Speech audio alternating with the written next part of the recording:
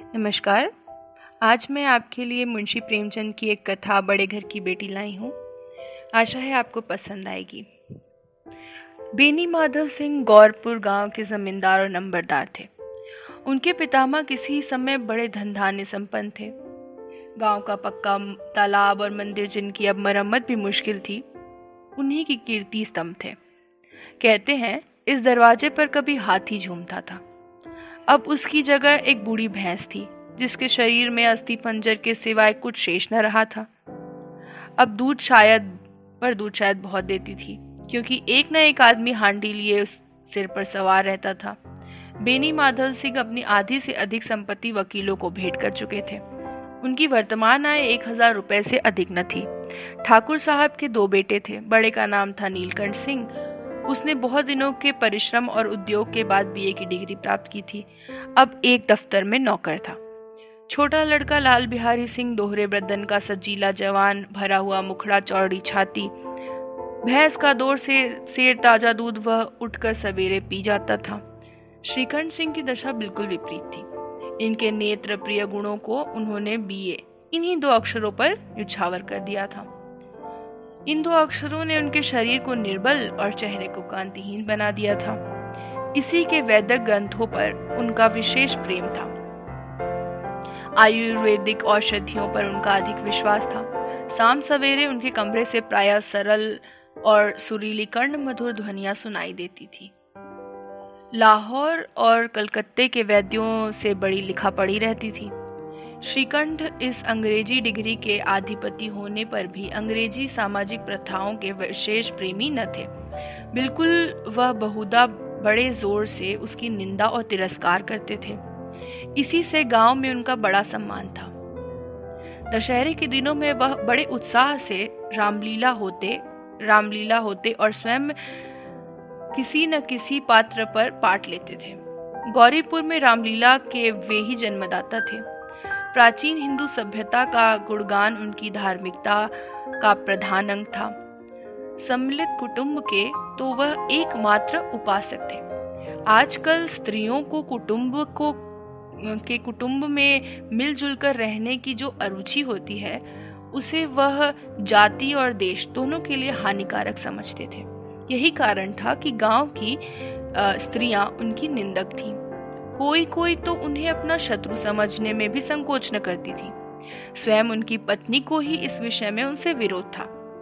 यह इसलिए नहीं कि उसे अपने सास ससुर, देवर या जेठ आदि से घृणा थी, बल्कि उसका विचार था कि यदि बहुत कुछ सहने से और तरह देने पर भी परिवार के साथ निर्वाह न हो सके तो आए दिन की कलह से जीवन को नष्ट करने की अपेक्षा यही उत्तम है कि अपनी खिचड़ी अलग पकाई जाए। आनंदी एक बड़े उच्च कुल की लड़की थी। उसके बाप एक छोटी सी रियासत के तल्लुकदार थे। विशाल भवन, 1 हाथी, 3 कुत्ते, बाज, बकरी, शिकरे, झाड़ फानुस, आनरेरी, मजिस्ट्रेट और रण, जो एक प्रतिष्ठित ताल्लुकदार के भोग पदार्थ हैं, सभी यहाँ विद्यमान थे। नाम था भूप सिंह। बड़े उदार चित्त और प्रतिभाशाली पुरुष थे, पर दुर्भाग्य से लड़का एक भी न था। 7 लड़कियां हुई और देव योग्य से सब की सब जीवित रहीं। पहली उमंग में तो उन्होंने 3 ब्याह दिल खोल कर किए, पर 15-20 हजार रुपए का कर्ज सिर पर हो गया तो आंखें खुली, हाथ सिमट लिया। आनंदी चौथी लड़की थी। वह अपनी सब बहनों से अधिक रूपवती और गुणवती थी। इससे ठाकुर भूप सिंह उसे बहुत प्यार करते थे। सुंदर संतान को कदाचित उसके माता पिता भी अधिक चाहते हैं। ठाकुर साहब बड़े धर्म संकट में थे कि इसका विवाह कहाँ करें। न तो वो यही चाहते थे कि ऋण का बोझ और बढ़े, और न यह स्वीकार था कि उसे अपने को भाग्यहीन समझना पड़े। एक दिन श्रीकंठ उनके पास उसी चंदे का रुपया मांगने आए। शायद नगरी प्रचार का चंदा था। भूप सिंह उनके स्वभाव पर रीझ गए और धूमधाम से श्रीकंठ सिंह का आनंदी के साथ ब्याह हो गया। आनंदी अपने नए घर में आई तो वहां का रंग ढंग कुछ और ही देखा। जिससे टीम टाम की उसे बचपन से आदत पड़ी हुई थी, वह यहाँ नाम मात्र को भी न था। हाथी घोड़ों का तो कहना ही क्या, कोई सजीवी सुंदर बहली तक न थी। रेशमी स्लीपर साथ लाई थी, पर यहाँ बाग कहाँ। मकान में खिड़कियां तक न थी, न जमीन पर फर्श, न दीवार पर तस्वीरें। यहाँ एक सीधा साधा देहाती गृहस्थी का मकान था, किंतु आनंदी ने थोड़े ही दिनों में अपने को इस नई अवस्था के ऐसा अनुकूल बना लिया मानो उसने विलास का सामान कभी देखे ही न थे। एक दिन दोपहर के समय लाल बिहारी सिंह 2 चिड़िया लाए और भावत से बोला, जल्दी से इसे पका दो, मुझे भूख लगी है। आनंदी भोजन बनाकर उसकी राह देख रही थी। अब यह नया व्यंजन बनाने बैठी। हांडी में देखा तो घी पाव भर से अधिक न था। बड़े घर की बेटी किफायत क्या जाने, उसने सब घी मांस में डाल दिया। लाल बिहारी खाने बैठा तो दाल में घी न था। बोला, दाल में घी क्यों नहीं छोड़ा? आनंदी ने कहा, घी सब मांस में पड़ गया। लाल बिहारी जोर से बोला, अभी परसों ही घी आया है, इतना जल्दी उठ गया? आनंदी ने उत्तर दिया, आज तो कुल पाव भर रहा होगा, वह सब मैंने मांस में डाल दिया। जिस तरह सूखी लकड़ी जल्दी से जल जाती है, उसी तरह शुद्धा से बावला मनुष्य जरा जरा सी बात पर तिनक जाता है। लाल बिहारी को भावच की यह ढिठाई बिल्कुल बुरी मालूम हुई। तिनक कर बोला, मैके में तो चाहे घी की नदी बहती हो। स्त्रियां गालियां सह सकती है, मार भी सह लेती है, पर मैके की निंदा उनसे नहीं सही जाती। आनंदी मुंह फेर कर बोली, हाथी मरा भी तो 9 लाख का, वहां इतना घी नित्य नाई कहार खा जाते हैं। लाल बिहारी जल गया, थाली उठाकर पलट दी और बोला, जी चाहता है जीभ पकड़कर खींच लूं। आनंदी को भी क्रोध आ गया, मुंह लाल हो गया। बोली, वह होते तो आज इसका मजा चखाते। अब अनपढ़ उज्जड़ ठाकुर से न रहा गया। उसकी स्त्री एक साधारण जमींदार की बेटी थी। जब जी चाहता उस पर हाथ साफ कर लिया करता था। खड़ा उठाकर आनंदी की ओर जोर से फेंकी और बोला, जिसकी गुमान पर भूली हुई हो उसे भी देखूंगा और तुम्हें भी। आनंदी ने हाथ से खड़ाऊ रोकी, सिर बच गया, पर आंगली की में बड़ी चोट आई। क्रोध के मारे हवा से हिलते पत्ते की भांति कांपती हुई अपने कमरे में आ खड़ी हो गई। स्त्री का बल और साहस, मान और मर्यादा पति तक है। उसे अपने पति के ही बल से पुरुषत्व का घमंड होता है। आनंदी खून का घूंट पीकर रह गई। श्रीकंठ सिंह शनिवार को घर आया करते थे। बृहस्पति को यह घटना हुई थी। 2 दिन तक आनंदी को भवन में रही, न कुछ खाया न पिया, उसकी बाट देखती रही। अंत में शनिवार को वह नियमानुकूल संध्या समय घर आए और बाहर बैठकर कुछ इधर उधर की बातें, कुछ देश काल संबंधी समाचार तथा कुछ नए मुकदमों आदि की चर्चा करने लगे। यह वार्तालाप 10 बजे रात तक होता था। गांव के भद्र पुरुषों को इन बातों में ऐसा आनंद मिलता था कि खाने पीने की भी सुध न रहती थी। श्रीकंठ को पिंड छुड़ाना मुश्किल हो जाता था। ये 2-3 घंटे आनंदी ने बड़े कष्ट से काटे।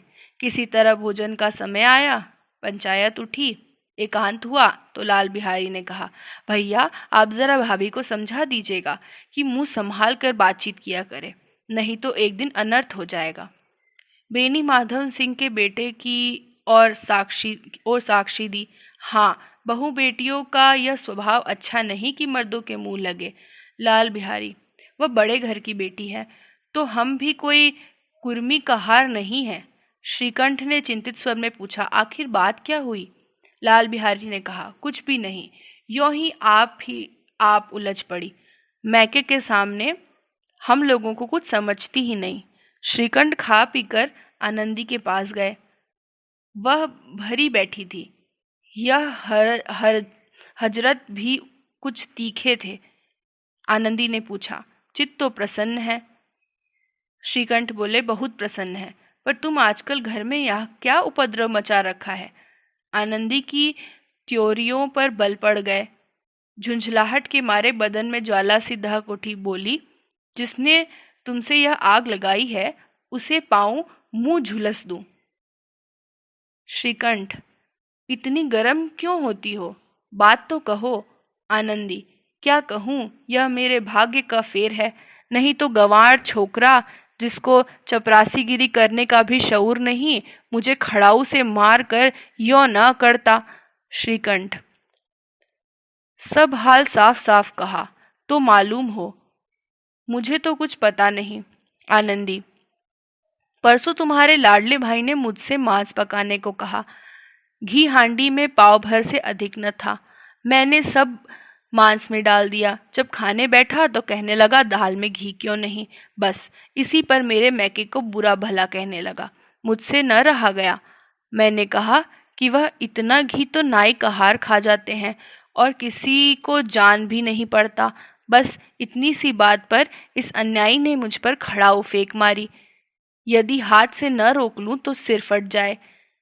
उसी से पूछो मैंने जो कुछ कहा है वह सच है या झूठ। श्रीकंठ की आंखें लाल हो गई। बोले, यहाँ तक हो गया इस छोकरे का साहस। आनंदी स्त्रियों के भावानुसार रोने लगी, क्योंकि आंसू उसकी पलकों पर रहते थे। श्रीकंठ बड़े धैर्यवान शांति पुरुष थे। कदाचित कदाचित उन्हें भी क्रोधाता था। स्त्रियों के आंसू पुरुष के क्रोधाग्नि भड़काने में तेल का काम कर देते हैं। रात भर करवटें बदलते रहे। उद्विग्नता के कारण पलक तक नहीं झपकी। प्रातःकाल अपने बाप के पास जाकर बोले, दादा, इस घर में मेरा निबाह न होगा। इस तरह की विरोधपूर्ण बातें कहने पर श्रीकंठ ने कितनी ही बार अपने मित्रों के आड़े हाथ लिया था, परंतु दुर्भाग्य आज उन्हें स्वयं ही यह बातें अपने मुंह से कहनी पड़ी। दूसरों को उपदेश देना भी कितना सहज है। बेनी माधव सिंह घबरा उठे और बोले, क्यों? श्रीकंठ, इसलिए कि मुझे अपनी मान प्रतिष्ठा का कुछ विचार है। आपके घर में अब अन्याय और हठ का प्रकोप हो रहा है। जिनको बड़ों का आदर सम्मान करना चाहिए वो उनके सिर चढ़ते हैं। मैंने दूसरों का नौकर ठहरा घर पर रहता नहीं। यहाँ मेरे पीछे स्त्रियों पर खड़ाऊ और जूते बौछारें होती हैं। कड़ी बात का चिंता नहीं, कोई एक की दो कह ले, वहां तक मैं सह लूं, किंतु यह कदापि नहीं हो सकता कि मेरे ऊपर लात घूंसे पड़े और मैं दम न मारूं। बेनी माधव सिंह कुछ जवाब न दे सके। श्रीकंठ सदैव उनका आदर करते थे। उनके ऐसे तेवर देखकर बूढ़ा ठाकुर अवाक रह गया। केवल इतना ही बोला, बेटा, तुम बुद्धिमान होकर ऐसी बातें करते हो। स्त्रियां इस तरह घर का नाश कर देती हैं। उनको बहुत सिर चढ़ाना अच्छा नहीं। श्रीकंठ, इतना तो जानता हूँ, आपके आशीर्वाद से ऐसा मूर्ख नहीं हूँ। आप स्वयं जानते हैं कि मेरे ही समझाने बुझाने से इस गांव के कई घर संभल गए, पर जिस स्त्री के मान प्रतिष्ठा का ईश्वर के दरबार में उदारता हूँ, उसके प्रति ऐसा घोर अन्याय और पशुत्व व्यवहार मुझको असहाय है। आप सच मानिए, मेरे लिए यह कुछ काम नहीं है कि लाल बिहारी को कुछ दंड नहीं होता। अब बेनी माधव सिंह भी गरमाए, ऐसी बातें और न सुन सके और बोले, लाल बिहारी तुम्हारा भाई है, उससे जब भी भूल चूक हो उसके कान पकड़ो। लेकिन श्रीकंठ, लाल बिहारी को मैं अब अपना भाई नहीं समझता। बेनी माधव सिंह, स्त्री के पीछे? श्रीकंठ, जी नहीं, आपकी क्रूरता और अविवेक के कारण। दोनों कुछ देर चुप रहे। ठाकुर साहब लड़के का क्रोध शांत करना चाहते थे, लेकिन यह नहीं स्वीकार करना चाहते थे कि लाल बिहारी ने कोई अनुचित काम किया है। इसी बीच गांव के और कई सज्जन हुक्के चिलम के बहाने वहां आ बैठे। कई स्त्रियों ने जब यह सुना कि श्रीकंठ पत्नी के पीछे पिता से लड़ने को तैयार हैं, तो उन्हें बड़ा हर्ष हुआ। दोनों पक्षों की मधुर वाणियां सुनने के लिए उनकी आत्माएं तिलमिलाने लगी। गांव में कुछ ऐसे कुटिल मनुष्य भी थे जो इस कुल और नीतिपूर्ण गति पर मन ही मन जलते थे। वे कहा करते थे, श्रीकंठ अपने बाप से दबता है, इसलिए वह दब्बू है। उसने विद्या पढ़ी, इसलिए वह किताबी कीड़ा है। बेनी माधव सिंह उसकी सलाह के बिना कोई काम नहीं करते। कोई हुक्का पीने के बहाने और कोई लगान की रसीद दिखाने आकर बैठ गया। बेनी माधव सिंह पुराने आदमी थे, इन भाव को ताड़ गए और निश्चय किया कि चाहे कुछ क्यों न हो, इन द्रोहियों को ताली बजाने का अवसर न दूंगा। तुरंत कोमल शब्दों में बोले, बेटा, मैं तुमसे बाहर नहीं हूँ, तुम्हारा जो जी चाहे करो। अब तो लड़के से अपराध हो गया। इलाहाबाद का अनुभव रहित झल्लाया हुआ ग्रेजुएट इस बात से को समझ न सका। उसे डिबेटिंग क्लब में अपनी बात पर अड़ने की आदत थी। इन हथकंडों की उसे क्या खबर। बाप ने जिस मतलब से बात पलटी थी वह उसकी समझ में न आया। बोला, लाल बिहारी के साथ अब इस घर में नहीं रह सकता। बेनी माधव, बेटा, बुद्धिमान लोग मूर्खों की बात पर ध्यान नहीं देते। वह बेसमझ लड़का है, उससे कुछ भूल हुई, उसे तुम बड़े होकर क्षमा करो। श्रीकंठ, उसकी यह दुष्टता को मैं कदापि नहीं सह सकता। या तो वही घर में रहेगा या मैं ही। आपको यदि वह अधिक प्यारा है तो मुझे विदा कीजिए, मैं अपना भार आप संभाल लूंगा। यदि मुझे रखना चाहते हो तो उससे कहिए जहां चाहे चला जाए। बस यह मेरा अंतिम निश्चय है। लाल बिहारी सिंह दरवाजे की चौखट पर चुपचाप खड़ा बड़े भाई की बातें सुन रहा था। वह उनका बहुत आदर करता था। उसने कभी इतना साहस न हुआ था कि श्रीकंठ के सामने चारपाई पर बैठ जाए, हुक्का पी ले या पान खा ले। बाप का भी वह इतना मान करता था। श्रीकंठ का भी उस पर हार्दिक स्नेह था। अपने होश में उन्होंने कभी भी घुड़का तक न था। जब वह इलाहाबाद से आते थे तो उसके लिए कोई न कोई वस्तु अवश्य लाते थे। मुकद्दर की जोड़ी उन्होंने ही बनवा दी थी। पिछले साल जब उसने अपने पास ड्योजो जवान को नागपंचमी के दिन जंगल में पछाड़ दिया था तो उन्होंने पुलकित होकर अखाड़े में ही जाकर उसे गले लगा लिया था। 5 रुपए के पैसे लुटाए थे। ऐसे भाई के मुंह आज ऐसी हृदय विदारक बात सुनकर लाल बिहारी को बड़ी ग्लानि हुई। वह फूट फूट कर रोने लगा। इसमें संदेह नहीं था कि अपने किए पर पछता रहा था।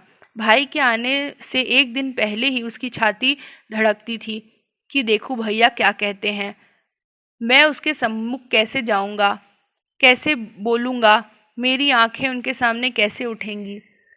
उसने समझा था कि भैया मुझे बुलाकर समझा देंगे। इस आशा में विपरीत आज उसने उन्हें निर्दयता की मूर्ति बने हुए पाया।